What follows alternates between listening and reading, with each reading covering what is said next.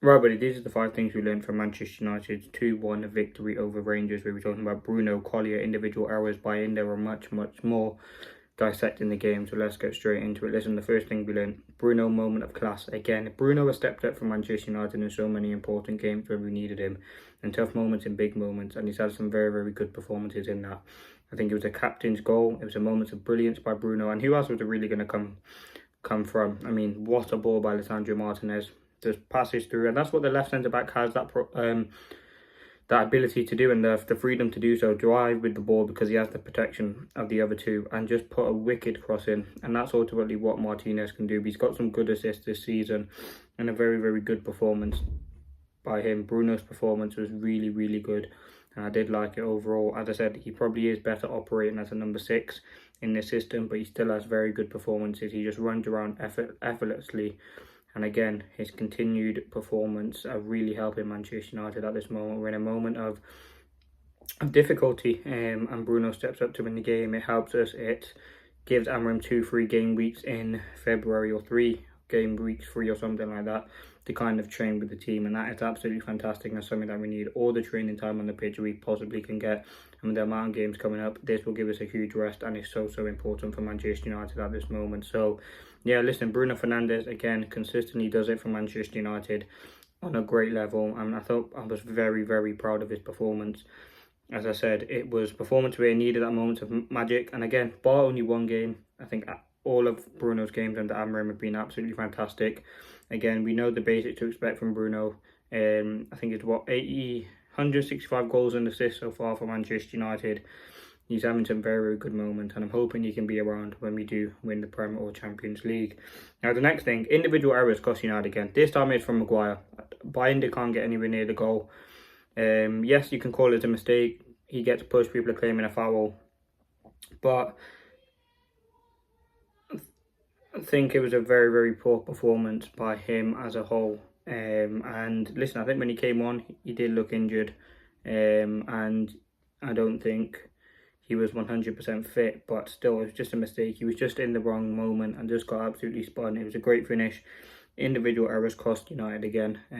Again, we need to try and limit them as much as we can. Luckily, in this case, Maguire gets out of it with a moment of magic again from Bruno. Now, the third thing that we learned, set pieces. United scored from a set piece, and we tried that Arsenal technique, I think what it was. It was actually a great technique, and we actually scored for it. That was never a foul. I don't know who it was, but it was Euro who was impeding their player. That was never a foul. Arsenal, all the other teams do it, but when Manchester United do it, that's when it gets called as a foul. Listen, Bruno, was it Bruno or Ahmad who put the cross in? I don't know, but great header from De Ligt. And the fact that United actually scored from a set piece was a positive. Yes, it was offside, but we look so much better from set pieces. I don't know if that's definitely something we've been working on because we've been so sloppy from them. It was absolutely important for Manchester United to do that and get that over the line. I think set pieces are becoming a big part of the game, and Amorim's obviously identified that as a weak point for Manchester United, which it is. You look at some of the games we've conceded, the players Maguire talked about in the pre-match press conference, you can see it has had a big impact on the team. But yeah, set pieces at the moment. Now, the fourth thing, sorry, we learned. Collier magic. I think Collier had a very, very good performance, and he just keeps it simple. I think he completed over 50 passes and with like a 94% accuracy. A very, very solid. And just, we need understudies for Ugarte, and it's looking like Collier could be that guy. He's very, very technically sound on the ball. And number 6, we signed him from the academy. And it's just something special when someone from the academy comes through. We've seen it with Manu, Garnacho, Rashford over the years. Players that come through and do well. And we all want Collier to do well. He had a few shaky moments, but he handled the pressure well. Bruno talked about how he doesn't need to really talk to him because he's just a top-class player. He works hard a lot in training. I think he spoke after the game. He said he just wants to keep playing. The system's helping him. Amorim's helping him. He can definitely become a very key player. And Amorim doesn't want to send him alone in the window. He wants to keep him at Manchester United, which does show the quality that he does have. He's a very, very technically astute footballer. And I think you look at what Manchester United need in that number 6. Casemiro and Eriksen don't have the legs anymore. Yes, Eriksen probably had a decent game, that was further forward. In that number 6 position, Ugarte and Collier look like the next two, and he's trusted him in some big moments. He's brought him one against Arsenal. Was it Liverpool he came on? He's coming on in the last few games, getting cameos, Southampton, Brighton. He's a player that Amorim is beginning to trust, and you can understand that. He's a very good player. Amorim's very good at developing young players.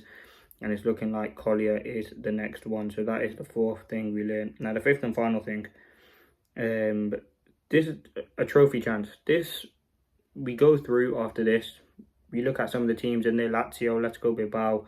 Manchester United are one of the teams that should be winning this tournament. I think at the current moment that we're in, it'd be absolutely fantastic for Ruben Amorim to get a trophy under his belt in his first season, playing that the way that we want to play, and it's a huge opportunity. I think the way United haven't lost yet in Europe, it was a huge moment for Manchester United to win yesterday, especially at home. And I think in the manner which we did do it, it was fantastic.